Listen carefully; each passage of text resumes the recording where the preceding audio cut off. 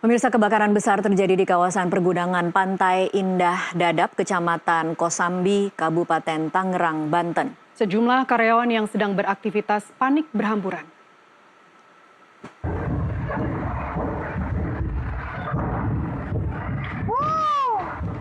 Detik-detik terjadinya kebakaran direkam seorang karyawan di kawasan Pergudangan Pantai Indah Dadap, Kosambi, Kabupaten Tangerang, Banten pada Jumat siang. Tampak kepulan asap membumbung tinggi. Kobaran api disertai ledakan terjadi beberapa kali hingga membuat karyawan yang sedang beraktivitas panik. Sementara itu angin kencang serta banyaknya bahan kimia membuat petugas kesulitan memadamkan api. Hingga kini petugas gabungan dari Damkar dan BPBD Kabupaten Tangerang terus berupaya memadamkan kobaran api yang diduga muncul akibat korsleting listrik.